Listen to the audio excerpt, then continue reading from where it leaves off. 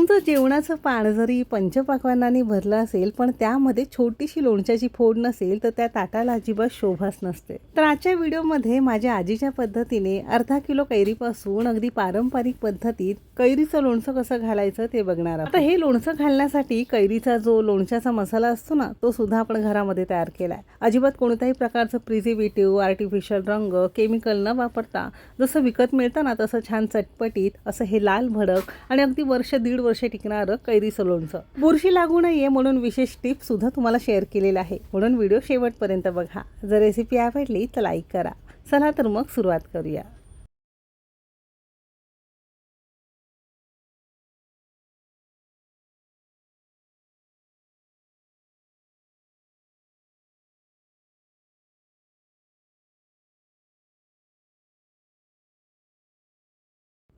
तर कैरीचं हे पारंपरिक लोणचं बनवण्यासाठी सगळ्यात पहिल्यांदा इथे आपण 4 मध्यम आकाराच्या आणि वजनी म्हणाल तर साधारणतः अर्धा किलो प्रमाणात कैऱ्या घेतलेल्या आहे। तुम्हाला ज्या आवडतील तुमच्या आवडीनुसार कैऱ्या घेऊ शकता। राजापुरी कैरीची सुद्धा लोणचं अगदी छान होतं, ते इथे आपण अशा या रेग्युलर मध्यम आकाराच्या कैऱ्या घेतल्या। फक्त कैरीचं लोणचं बनवताना कैरी हाताने दाबून बघितली की ती छान कडक अशी मस्त आपल्याला घट्ट लागली पाहिजे। अशाच कैऱ्याचं लोणचं अगदी वर्षभर चांगलं टिकायला मदत होतं। आता बाजारातून आणल्यावर त्यामध्ये खूप धूळ माती, बऱ्याचदा फवारणी वगैरे केलं जातं, तर त्यामुळे स्वच्छ करून घेणं तितकं जास्त गरजेचं आहे। म्हणून यामध्ये आपण चमचाभर मीठ घातलेलं आहे, भरपूर पाणी घालायचं आहे, अर्धा एक तास आपल्याला पाण्यामध्ये भिजत घालायचं आहे। म्हणजे काही पेस्टिसाइड्स असेल, काही धूळ माती असेल, काही फवारणी असेल, सगळी मिठामध्ये निघून जाते। कारण सालांमध्ये हल्ली भरपूर फवारणी वगैरे केली जाते, म्हणून असं हे स्वच्छ करून घेणं गरजेचं आहे। हाताने चोळून चोळून 4ही कैऱ्या आपण अशा स्वच्छ करून घेतल्या। हे पाणी आपल्याला टाकून द्यायचं आहे। तुम्हाला हवं असेल तर आणखीन एखाद्या पाण्याने आपण स्वच्छ धुवून नंतर कॉटनच्या कापडाने पुसून घेऊ शकता। आता सुरुवातीला कैरीचा आपण देठाचा भाग काढून घेतलाय आणि असे आपल्याला सिंपली तुकडे करून घ्यायचे आहे। जसं लोणच्यासाठी छोटे छोटे फोडी करून घेतो सालासकट अगदी तशाच घ्यायचा आहे। आता मधला जो बीचा भाग असेल, कडक असेल तर फक्त साईडने चिरून त्याच्या तुम्ही फोडी करून घेऊ शकता। जर अगदी छोट्या छोट्या कैऱ्या असतील, कोवळ्या आपल्या बिया असतील तर बियांसकट आपल्याला चिरून त्यातला भाग काढून नंतर याचे तुकडे करून घ्यायचे।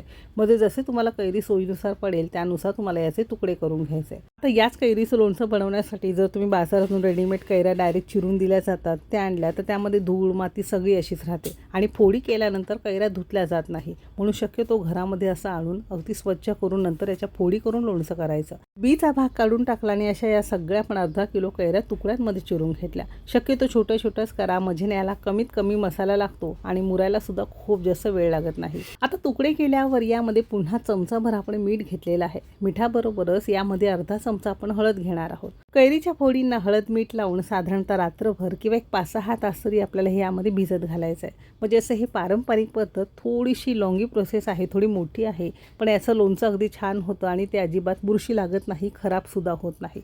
जर तुम्ही हे रात्रभर हळद मिठामध्ये जर भिजत ठेवलं ना तर कैरीच्या हातला जो पाण्याचा भाग असतो तो सगळा पाण्यामध्ये निघून जातो हळद मिठाच्या आणि तुमचं हे लोणचं अगदी वर्ष दीड वर्ष टिकायला मदत सुद्धा होतं आणि अजिबात त्याला बुरशी सुद्धा लागत नाही। तर मी सुद्धा रात्रभर हे असं भिजत ठेवलेलं होतं। आता सकाळी एकदा याचं आपण झाकण काढून बघणार आहोत।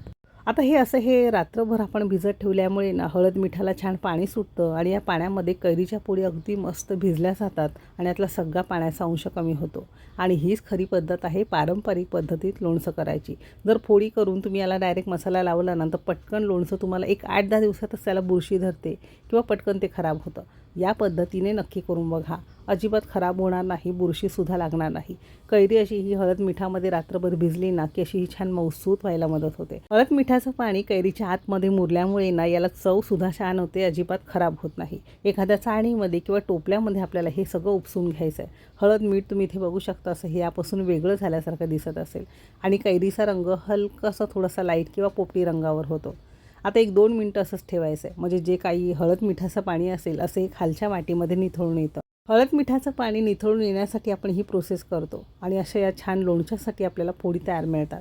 एक 5 मिनटं आपण असंच ठेवलेलं होतं थोडंसं पसरून। तुम्हाला हवं असेल तसं हे एखाद्या उन्हामध्ये ठेवलं तरीसुद्धा चालू शकेल, म्हणजे यातले 1-2 मिनटातच पाणी सगळं निथळून येतं। आता पहिली कृती झाली कैऱ्या कापण्याची, दुसरी कृती झाली हळद मिठामध्ये मुरत घालण्याची। आता तिसरी कृती म्हणजे आपल्याला या फोडी एखाद्या परातीमध्ये, ताटामध्ये किंवा पसरट अशी एखादा ट्रे वगैरे असेल ना त्यावर थोड्या थोड्या अंतरावर आपल्याला हे पसरून ठेवायचं आहे। आता जर तुमच्याकडे उन्हाची जर सोय असेल ना तर एक 1.5 तास तुम्हाला हे उन्हामध्ये ठेवायचं आहे. जर उन्हाची सोय नसेल तर एक 2-2.5 तास तुम्ही पंख्याखाली सुद्धा घरामध्ये ठेवू शकता. सध्या उन्हाळ्याचे दिवस सुरू असल्यामुळे घरामध्ये सुद्धा थोडंसं दमट वातावरण असतं, तर घरामध्ये ठेवा किंवा उन्हामध्ये ठेवू शकता. 100% तुम्हाला हे सुकवायचं नाही, एक 20-25%च तुम्हाला सुकवायचं आहे, कारण यामध्ये थोडासा हळद मिठाचा ओलावा असला पाहिजे. तसं हे आपण साधारणतः एक 1.5 तास तरी उन्हामध्ये ठेवणार आहोत. आता तोवर काय करायचं आहे, अर्धा किलो कैरीसाठी मेजरिंग कपने 1 कप आणि वजनी म्हणाल तर साधारणतः पाव किलो प्रमाणात तेल घेतलेलं आहे. अर्धा किलो कैऱ्यांसाठी कप भर किंवा एक पाव किलो तेल अगदी परफेक्ट आहे. 1 किलो घेत असाल तर साधारणतः 2 ते 2.5 वाट्या तुम्हाला इथे तेल लागू शकतं. आता हे तेल मध्यम आचेवर छान धूर येईपर्यंत आपल्याला कडकडीत गरम करून घ्यायचं आहे. आता तेल गरम होते तोवर पटकन आपण अर्धा किलोला पुरेल इतका मस्त लोणच्याचा मसाला घरामध्ये कसा तयार करायचा ते बघणार आहोत. तुम्हाला जर 1 किलो करायचं असेल तर याचं प्रमाण तुम्ही दुप्पट घेऊ शकता. असं लोणचं मिक्स किंवा लोणच्याचा मसाला जर तुम्ही केला ना तर लोणच्याला मस्त लाल भडक, अजिबात कोणत्याही प्रकारचा आर्टिफिशियल फ्लेवर वगैरे न घालता किंवा रंग न वापरता छान रंग आणि चव येते. आता हा मसाला बनवण्यासाठी साधारणतः 5 आपण इथे हिरव्या वेलच्या घेतलेल्या आहे, थोड्याशा भरलेल्या घ्याव्यात. 1 इंच आपण इथे दालचिनीचा तुकडा घेतला आहे. दालचिनी खूप जास्त वापरायचं नाही, नाहीतर थोडासा उग्र फ्लेवर येतो. 5 काळी मिरी घेतलेली आहे, 5 लवंग घेणार आहोत आणि साधारणतः अर्धा चमचा आपण इथे मेथी दाणा घेतलेला आहे. मेथी दाणा लोणच्याला जरूर घालायचा आहे, मस्त चव येते. खूप जास्त वापरायचं नाही, चमचाने अर्धा चमचा पुरेसा आहे. अगदी अर्धा चमचा आपण इथे बडीशोप घेतलेली आहे. आता हे सगळे मसाले ना मध्यम आचेवर 1-2 मिनटं फक्त गरम होईपर्यंत, हलका हलका सुगंध येईपर्यंत आपल्याला भाजून घ्यायचं आहे. तो छान सुगंध यायला लागलेला आहे आणि या स्टेजला आपण गॅस बंद केला आहे. संपूर्ण जिन्नस गार झाल्यावर एखाद्या स्वच्छ कोरड्या मिक्सरच्या भांड्यामध्ये काढून घेणार आहोत. गार झाल्यावरच काढून घ्यायचं आहे. आता यामध्ये अर्धा चमचा आपण इथे धना पावडर घातलेली आहे. तर तुमच्याकडे जर अख्खे धने असेल ना तर चमचाभर तुम्ही भाजताना त्यामध्ये मिक्सरला वाटून घेऊ शकता. नसेल तसं हे पूड वापरू शकता.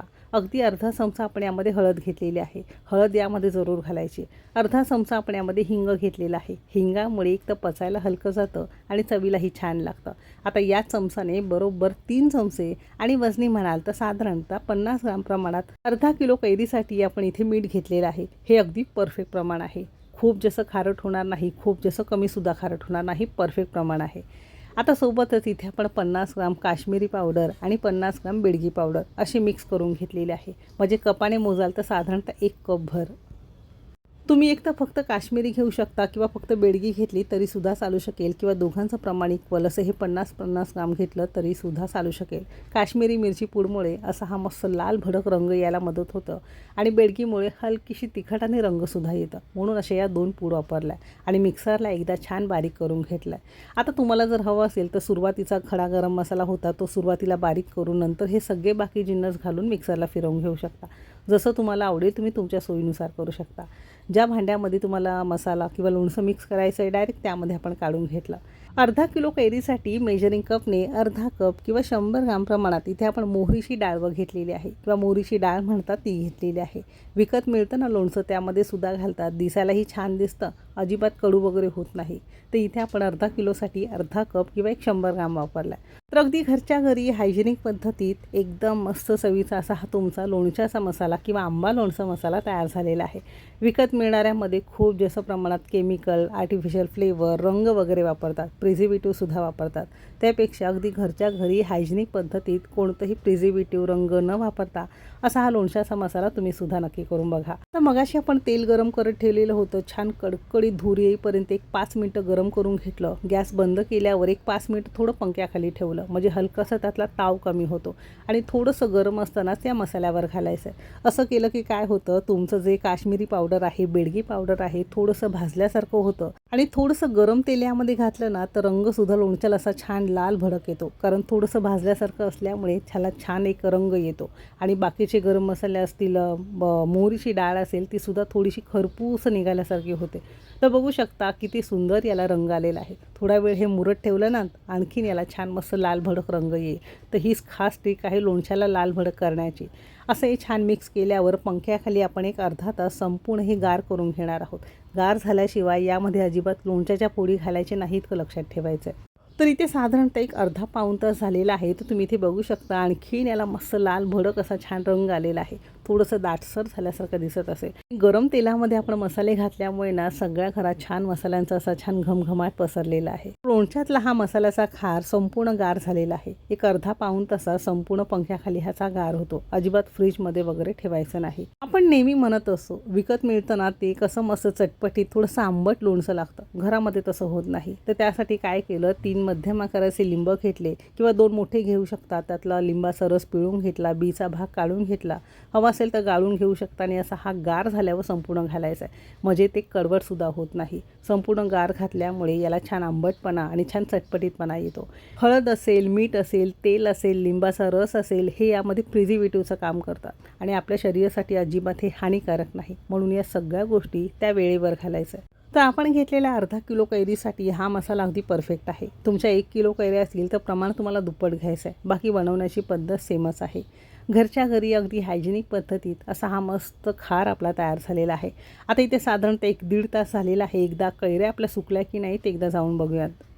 तर साधारणतः 1-1.5 तास आपण उन्हामध्ये ठेवलेलं होतं. छान कडकडीत ऊन लागलेलं आहे आणि थोडंसं हे सुकल्यासारखं दिसत असेल. वरचा लेअर असा थोडा कोरडा होतो, पण असं दाबून बघितलं ना तर थोडंसं ओलसर वाटतं. असंच आपल्याला ह्या कैऱ्या ठेवायच्या आहेत. म्हणजे यातलं सगळं पाणी आपण सुकू दिलेलं नाही. अशा या पारंपरिक हळद मिठामध्ये घालून नंतर पंख्याखाली किंवा उन्हामध्ये सुकवून या कैऱ्या आपण नंतर या खारामध्ये घालणार आहोत. तर थोडीशी लेंदी प्रोसेस आहे, थोडी मोठी प्रोसेस आहे, पण ही पारंपरिक पद्धती तुम्ही जर लोणचं केलं ना तर अजिबात त्याला बुरशीसुद्धा लागणार नाही, जाळी लागणार नाही. लोणच्याला असा छान रंग येईल आणि मस्त चवीचं लोणचं तुमचं घरामध्ये तयार होईल. आता सगळ्या या खारामध्ये मसाल्यामध्ये लोणच्याच्या किंवा कैरीच्या फोडी आपण अशा छान मिक्स करून घेतलेल्या आहे. तेल अगदी परफेक्ट आहे, कारण जसं हे मुरत जाईल तसं तेलाचा अंश थोडासा कमी होतो. म्हणून याला इतकं तेल अगदी परफेक्ट आहे. आता बऱ्याच ठिकाणी या कैरीच्या लोणच्यामध्ये ना लसणाच्या सुद्धा फोडी घातल्या जातात. तुम्हाला जर हवं असेल तर लसूण शक्यतो एक 150 ग्राम घेऊ शकता अर्धा किलोसाठी. सोलायचा, थोडासा उन्हामध्ये एक अर्धा पाऊण तास ठेवायचा, म्हणजे थोडासा सुकतो, त्यातलं पाणी आटतं आणि नंतर तुम्ही लोणच्यामध्ये या घालू शकता. किंवा फक्त असं हे कैरीचं लोणचंसुद्धा घातलं तरीसुद्धा छान लागतं. एकदा तुम्ही लोणच्याचा रंग बघू शकता किती मस्त आलेला आहे आणि व्यवस्थित कैरीच्या पुड्या बुडतील इतपत यामध्ये आपण तेल वापरलं आहे. आता हे आपल्याला स्टोअर करून ठेवण्यासाठी काचेच्या बरण्या असाव्यात असं अजिबात नसतं. घरामध्ये असेल तर काचेच्या बरणीमध्ये, चिनी मातीच्या भांड्यामध्ये तुम्ही भरून ठेवू शकता. जर नसेल तर प्लास्टिकचा डबा वगैरे घेतला, छोटा मोठा जसा असेल तो घेऊ शकता. फक्त त्याला स्वच्छ धुवायचं आहे, उन्हामध्ये थोडासा उघडा करून एक अर्धा पाऊण तास ठेवायचं आहे. म्हणजे यातलं सगळं मॉइश्चर आपल्याला काढून टाकायचं आहे. आणि प्लास्टिकच्या डब्यामध्ये जरी तुम्ही हे लोणचं भरून ठेवलं ना तरी अगदी वर्ष, 1.5-2 वर्ष अजिबात खराब होणार नाही. फक्त लोणचं आंबट पदार्थ असल्यामुळे तांबं, पितळ कोणत्याही धातूच्या भांड्यामध्ये ठेवायचं नाही, इतकं लक्षात ठेवायचं आहे. चिनी मातीच्या भांड्यामध्ये, काचेच्या बरणीमध्ये, प्लास्टिकच्या डब्यामध्ये भरून ठेवू शकता. तसं हे संपूर्ण लोणचं भरून ठेवायचं आहे. घट्ट झाकण ठेवायचं आहे. हवं असेल तर वरून कपडा वगैरे बांधून ठेवला तरीसुद्धा चालू शकेल किंवा डब्याचं झाकण घट्ट लावलं तरीसुद्धा चालू शकेल, जसं जमेल तसं. आता तुमच्याकडे जर उन्हाची सोय असेल ना तर उन्हामध्ये तुम्हाला एक 8 ते 10 दिवस हा डबा किंवा ही बरणी किंवा काचेची बरणीमध्ये ठेवत असाल तर ठेवायचं आहे. फक्त रोज काय करायचं आहे, आंघोळ वगैरे झाली की एखादा स्वच्छ चमचा घ्यायचा आहे, थोडंसं वर खाली लोणचं करत जायचं आहे. म्हणजे एकसारखं सगळीकडून याला तेल लागलं जातं. म्हणजे हे लोणचं एक 8 ते 10 दिवसांमध्ये उन्हामध्ये चांगलं मुरतं. जर तुमच्याकडे उन्हाची वगैरे सोय नसेल ना तरी घरामध्ये तुम्ही ठेवलं तरी एक 15 ते 20 दिवसांमध्येच चांगलं मुरतं. फक्त घरामध्ये ठेवत असाल तर कोंडट किंवा दमट वातावरणात ठेवू नका. थोड्याशा मोकळ्या किंवा खिडकी वगैरे असेल त्याच्या बाजूला ठेवायचं आहे. तसं हे तुमचं मस्त कैरीचं लोणचं अर्धा किलो प्रमाणाचं तयार झालेलं आहे. आणि आपण घेतलेलं साहित्य साधारणतः एक 700 ते 450 ग्राम तुमचं हे लोणचं तयार होतं. कशी वाटली रेसिपी नक्की सांगा. रेसिपी आवडली असेल तर लाईक करा, चॅनेलवर नवीन असाल सबस्क्राईब करा, बाजूचं बेल आयकन नक्की क्लिक करा. कोणत्या शहरातून रेसिपी बघताय ते सुद्धा नक्की कळवा. इथपर्यंत रेसिपी बघितल्याबद्दल सगळ्यांचे मनापासून आभार. चला तर मग भेटू एक मस्त आणि जबरदस्त रेसिपीसोबत. तोपर्यंत मस्त खा आणि स्वस्त रहा.